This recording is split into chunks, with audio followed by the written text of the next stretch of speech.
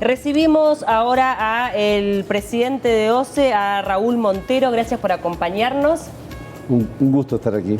Bueno, estaremos hablando de varios temas de actualidad. Por supuesto que también estaremos hablando del proyecto Neptuno, que ya ha generado tantas polémicas. Antes de hablar justamente de las polémicas y repercusiones que ha tenido, conocer de qué se trata el proyecto Neptuno, si uno puede explicarlo de manera bien clara, sobre todo para que la gente lo pueda entender. Bien. El proyecto Neptuno nace de una necesidad que es la de quitarle vulnerabilidad al sistema de abastecimiento metropolitano, Montevideo y algunas zonas aledañas de Canelones. Ese sistema es muy frágil por varios motivos, porque depende de una sola cuenca, porque sus reservas muchas veces han amagado con ser insuficientes, no lo han sido en las últimas épocas, pero hemos estado a 20 o 30 días, incluso menos en algunas ocasiones de tener un problema muy grande, como es el de no tener materia prima para potabilizar.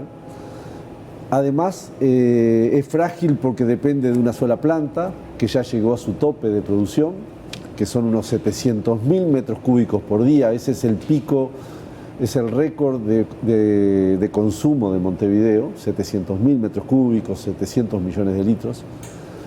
Y porque además depende de 4 tuberías, una de ellas tiene 151 años, que es la fundacional, en 1871, y las otras son de los años, tienen 60, 40, y una sola es relativamente joven porque es de este siglo.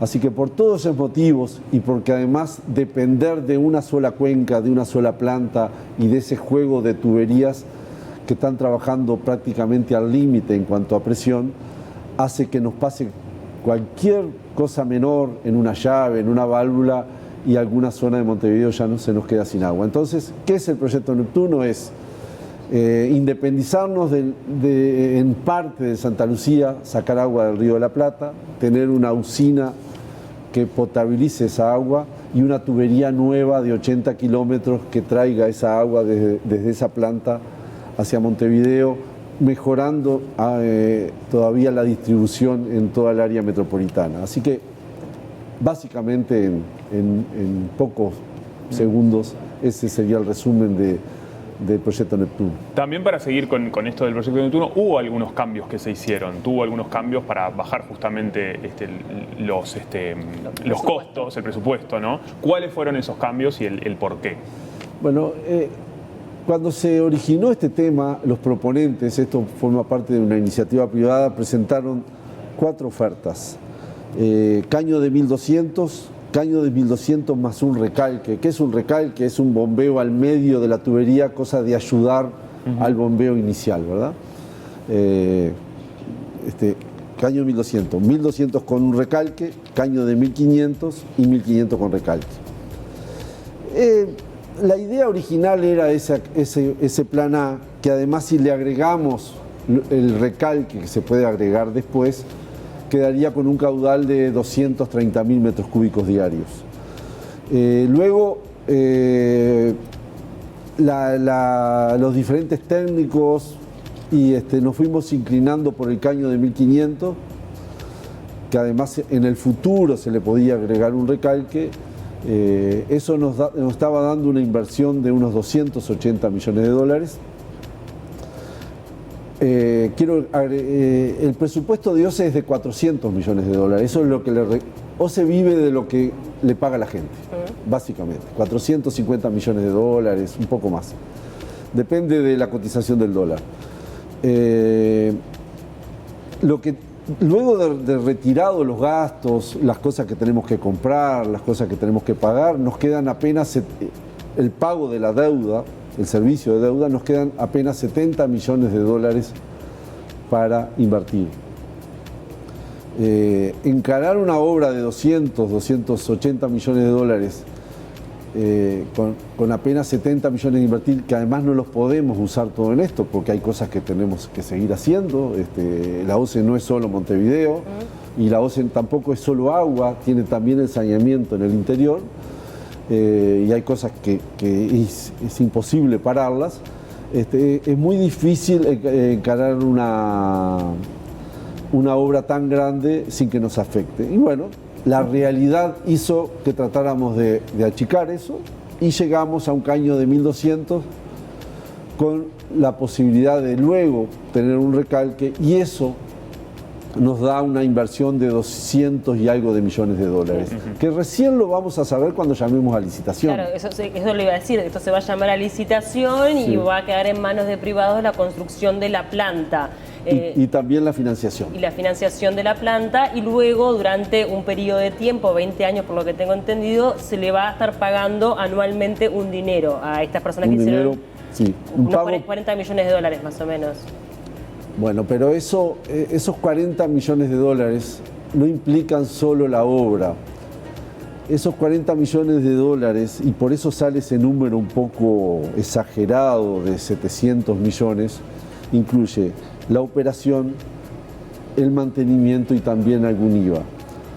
Yo creo que la cuenta es más justa si nosotros nos vamos a 29 millones de dólares, para comparar. Porque si nosotros hiciéramos la obra con una financiación más convencional, como es lo que piensan algunos que deberíamos hacer, y después les explico por qué no hemos optado por esa solución, también tendríamos que operar la planta y mantener la planta. O sea, me parece injusto comparar ese monto de 40 con lo que nos saldría financiar la obra, siendo que 40 incluye también mantenimiento, operación y algún IVA que es discutible si hay que haya que contarlo. ¿Por qué optamos por esto? Primero porque la política del gobierno es que el Estado no se endeude con 200 y pico de millones de dólares. Y porque además a OCE le sería difícil generar más deuda también, porque OCE, yo le decía que el presupuesto es de 400 y algo de millones de dólares. Cuando nosotros entramos al directorio, OCE también debía 400 millones de dólares, o sea, debía también su presupuesto entero, el presupuesto de un año entero, con un servicio de deuda. ¿Qué quiere decir servicio de deuda? Hay que amortizar esa deuda y hay que pagar los intereses de cerca de 50 millones de dólares. Es difícil dar tantos números, sí. Pero queda claro que OCE no podría afrontar esta obra. O sea, en este momento no tendría el dinero para afrontar una obra de estas características, que sería necesario. Para pagar ese servicio de deuda y que le ingrese una deuda en el momento cero tan grande. Y tampoco el país. Entonces, ¿qué optamos? Que lo financie privado y nosotros le pagamos una anualidad, que es un pago por disponibilidad. ¿Qué quiere decir? Si la obra está disponible, le pagamos. Si no está disponible, no le pagamos. Si la empresa o las empresas que ganen la licitación, por X causa, nos dejan 40 de los 80 kilómetros de la tubería enterrados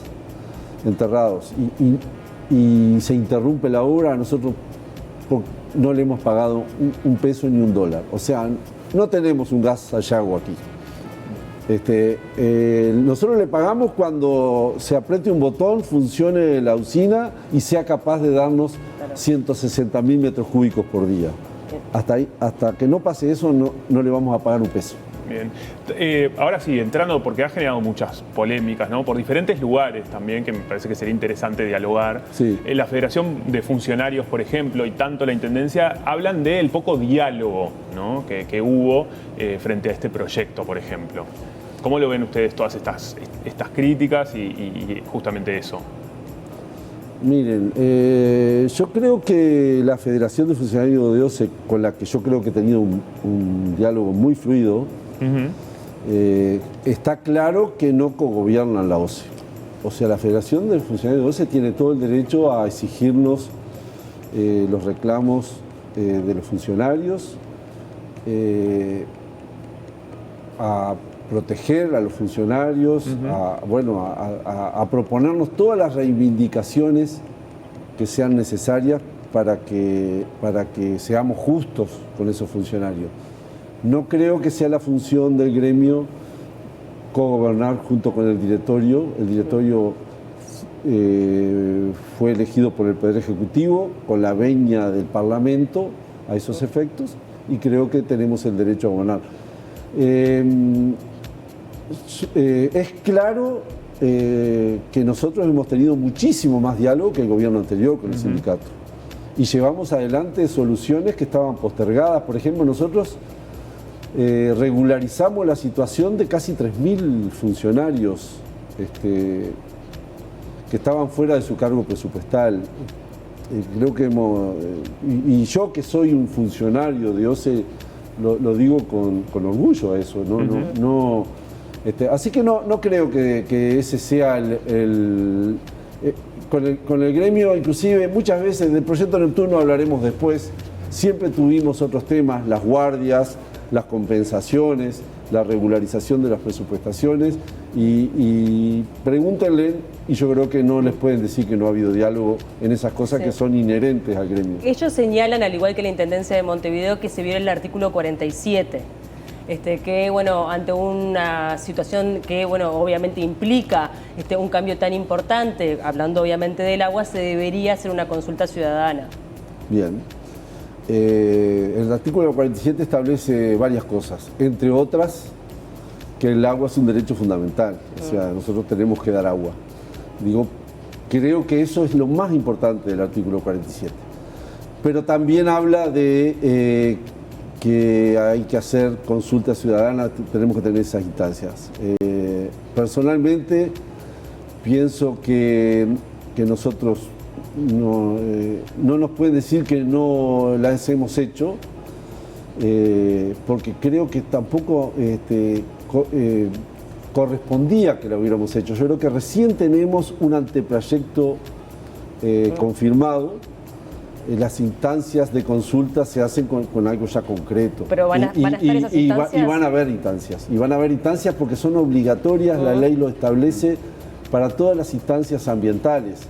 Y generalmente es el Ministerio de Ambiente, en este caso, el que las coordina y el que las lleva adelante y el que tiene un poco y es el titular de esas... Pero no sabe cómo es que se van a ejecutar. No, pero lo hemos hablado con el ministro Peña y van a comenzar esas instancias en la medida que vayamos con el proyecto concreto a Dinasea, en este caso, lo que antes era Dinama, y planteemos la autorización ambiental del proyecto. Y con la Intendencia, porque ellos también hablan de que les llegó, que tienen titulares, pero que no tienen una información sustantiva, digamos, como que les falta, hay una profundidad en las últimas declaraciones. Pero yo creo que, no sé si es competencia de la Intendencia este tema. Ellos dicen que sí, bueno, claro. y lo dilucidarán los abogados. Ellos presentaron un recurso hace una semana, creo que fue el viernes, no, fue jueves o viernes, jueves, hace una semana, y bueno, y los abogados lo estudiarán, lo están estudiando. Hay un recurso de FOSE y hay un recurso de la Intendencia de Montevideo. Con mucho respeto lo recibimos porque forma parte del juego que se da nuestra normativa vigente, así que bueno, lo estudiaremos y contestaremos lo que nos parezca que es lo pertinente. Habría que discutir si esa es la competencia de la Intendencia en este caso, pero no quiero ni siquiera adelantarme en ese tema. Hay otro reclamo que hacen paleontólogos y también integrantes del Museo de Historia Natural, donde señalan que esta zona no debería tocarse porque tiene muchísima riqueza a nivel científico. Bueno, el tema arqueológico y el tema paleontológico, discúlpenme si estoy diciéndolo mal, es muy importante en general, sobre todo el tema arqueológico se pone en todos los pliegos. Tenemos, por ejemplo, en Colonia, es difícil hacer una red en Colonia en la parte histórica y no mover algo que tenga que ver con la arqueología. A esos efectos he estado hablando y realmente a veces creo que le debo una charla y una reunión a Willy Rey, el presidente de la Comisión de Patrimonio, Con él he estado hablando también el tema de paleontología. En los pliegos siempre se pone que las empresas tienen que tener, en este caso, un arqueólogo. Nosotros somos respetuosos de esos. Willy me decía que tal vez fuera bueno que hubiera un paleontólogo de parte de la administración, y seguramente lo vamos a hacer. Él me lo sugirió, yo recibí esa sugerencia de buen grado, así que vamos a tenerlo, vamos a contratar seguramente un paleontólogo para darle la mayor garantía. El lugar es inamovible. El lugar es inamovible, pero no es un capricho. Arasatí es un lugar. Ahí llegaban las barcazas. ¿Y por qué llegaban las barcazas que llevaban arena y alguna otra cosa? Porque ahí hay como una especie de hendidura, o sea, hay como una lengua, pero al revés, o sea, de profundidad del Río de la Plata, que eso nos permite que el caño que coloquemos ahí tenga cierta profundidad, unos 4 metros de profundidad. Eso que nos permite, a su vez, que estemos lejos de la zona de influencia solar por el tema de las algas. Si nosotros nos corremos hacia el este, arriesgamos que haya más salinidad, que es otro tema que seguramente me lo va a plantear. Sí. Si nos vamos hacia Montevideo, para decirlo más claro para la gente, arriesgamos que haya más salinidad. Si nos vamos hacia el oeste, hacia Colonia, nos correríamos menos riesgo con la salinidad, pero cada kilómetro que nos alejemos es $1 millón y pico la tubería. ¿Tá? Eso es lo que sale la tubería. Y además perdemos profundidad en el Río de la Plata y también nos encarece lo que se llama la obra de toma, o sea, la tubería que succiona el agua en el Río de la Plata. Entonces, ese lugar no es casualidad, no es un capricho. Por supuesto, vamos a pasar por zonas que pueden ser delicadas, tanto desde el punto de vista arqueológico como paleontológico. Pondremos los técnicos en la materia que nos den garantías y también le exigiremos a las empresas en el pliego, que lo estamos elaborando, para que tomen los recaudos necesarios. Y Edgardo Ortuño, por ejemplo, en las últimas declaraciones también dice que para el 2045 habría una faltante de agua y que con esta planta no se solucionaría este problema. ¿Ustedes qué dicen frente a eso? Nosotros, las cuentas nos dicen que sí. Ajá. Las cuentas nos dicen que sí, que estamos justo en esa demanda. Primer tema. Segundo, esta solución, yo les hablé de caño chico con recalque. Esta solución, dentro de no sé cuántos años, si le colocamos un recalque, aumentamos de 160.000 a 230.000 el caudal. Parece una buena solución, pero también pensamos que OCE debe plantearse reducir las pérdidas. OCE tiene un grave problema de pérdidas. OCE pierde en todo el país, y Montevideo más o menos responde a ese promedio, el 50% del agua. Es producto un poco a la antigüedad de los caños, ¿verdad? Tenemos caños de más de 100 años en muchos lugares y sustituimos solo el 0,7%, o sea, nos llevaría más de 100 años cambiar todos los caños. Claro. Y es un dinero muy importante que hace falta para cambiar todo, pero creo que OCE se merece una política en ese sentido. Y además creo que también podríamos en un futuro apuntar a mejorar las reservas del Santa Lucía. A nosotros nos parece también que esta solución es más completa que en primera instancia mejorar los embalses, porque esta solución nos resuelve esos 3 temas que yo planteaba al principio, que es la materia prima, la capacidad de producción y la capacidad de transporte. ¿Se acuerdan que yo le hablé que la fragilidad dependía de esas 3 cosas? Esto nos resuelve, nos mejora esas 3 cosas. Por lo tanto, por eso apuntamos en primera instancia a eso, pero no renunciamos que en el día de mañana tengamos más capacidad de embalse para que esté más segura Aguas Corrientes, y no renunciamos a que mejoremos esa relación entre el agua que perdemos y el agua que producimos. Fíjense que el 10% solamente de eso son 60.000 metros cúbicos por día, porque en promedio el agua que consume Montevideo son 600.000 metros cúbicos por día. Hablemos un poco de la salinidad, que también ha estado obviamente en cuestión, porque bueno, claramente está presente, es un obstáculo al momento de potabilizar agua del Río de la Plata. Bien, la información que nosotros manejamos es que el frente de salinidad se mueve entre pongamos la desembocadura de Santa Lucía y Arasatí, y fluctúa en esa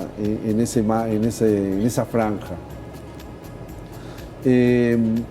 Hay un estudio en el cual intervino gente de Facultad de Ingeniería que estableció un modelo de comportamiento del Río de la Plata que nos dice que un 2,5% del tiempo en ese lugar tendríamos salinidades superiores a las admisibles.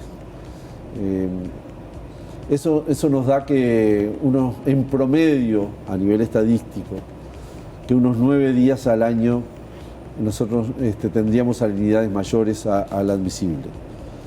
Por supuesto, eso no quiere decir que un año no tengamos 80 días, como tuvimos, o no tengamos, o un año puede ser que sea cero. Es ¿verdad? impredecible.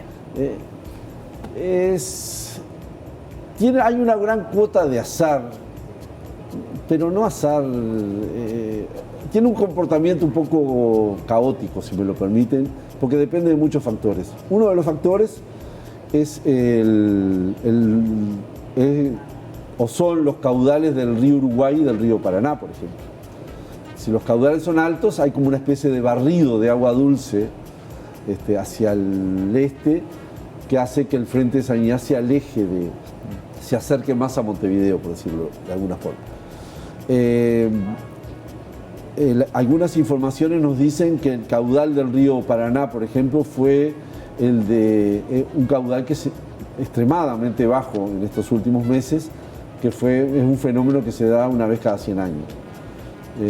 Por supuesto que un fenómeno que estadísticamente se puede dar una vez cada 100 años, se puede dar 2 años seguidos, ¿verdad?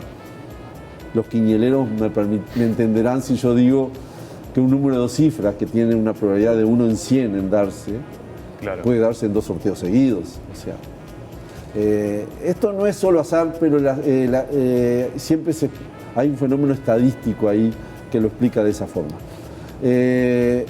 Nosotros, para mejorar esa situación, lo que nos hemos dado en agregarle al proyecto es un reservorio de agua dulce, que algunos le llaman polder.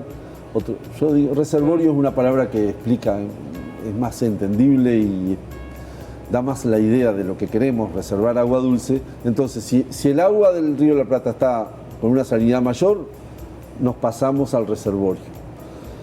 ¿Cuánto tiene que tener ese reservorio? Depende de esos números y de qué margen de seguridad queramos tener. Una de las cosas que nosotros nos tratamos de no ser necios y escuchamos lo que nos dicen, entonces en cierta forma queremos tratar de tener el mayor tiempo posible para dimensionar ese reservorio o ese polder, y estamos tratando de incluir en el pliego, sin que complique a los oferentes ni a los financistas, porque es un tema complicado. Si nosotros complicamos al financista, corremos el riesgo de que se nos suba el precio, porque le aumentamos los riesgos. Queremos darnos el mayor tiempo posible para dimensionar ese polder. Nosotros en este momento tenemos una sonda que está midiendo la salinidad, entonces tenemos información de primera mano, y bueno, eso va a ser el resultado vamos a utilizar el mayor tiempo que podamos en tener los datos más ciertos para dimensionar ese polder. Muchísimas gracias por estos minutos en el programa. Nos quedaron un montón de temas pendientes. Quería también hablar de saneamiento en el interior, que es un gran debe que también tenemos como país. Probablemente lo convoquemos más adelante, porque esto obviamente que va a seguir generando. Estaba escuchando con mucha atención los comentarios de cada uno de su agua, algunos Sí. como que no le tenían confianza. Escuché con mucha atención lo que dijiste, pienso muy parecido en cuanto a cuando depende a veces del lugar, porque a veces no solo depende de la OCE, la calidad del agua. Pero lo que más me llama la atención, no me llama la atención porque lo sé, es como también el agua de cada lugar tiene como una especie de sentimiento de pertenencia. Sí. Y cada uno, muchos piensan que el agua de su lugar es la mejor. Bueno, nos mandaron, en Rivera está espectacular, en Seguro. Paysandú no tanto, dicen. Claro. Bueno, Seguro. Saben que el agua, sé que están apurados, pero digo, hay un tema de paladar en el agua también. Uno se acostumbra al agua de su lugar. Tal cual. Y por ejemplo, en muchos lugares del interior, que es agua subterránea, el agua es diferente porque es un poquito más salobre, pero a la gente que se acostumbró a esa agua le gusta esa agua y extraña el agua de un río, un arroyo, porque es agua más dulce. Entonces, para la mejor agua es esa, y Tal para cual. el que del agua dulce, el mejor agua es la otra. está muy bien. Muchas gracias por la aclaración y por Gracias. estos minutos. Un gusto Bien, no, a la recibirlo. orden.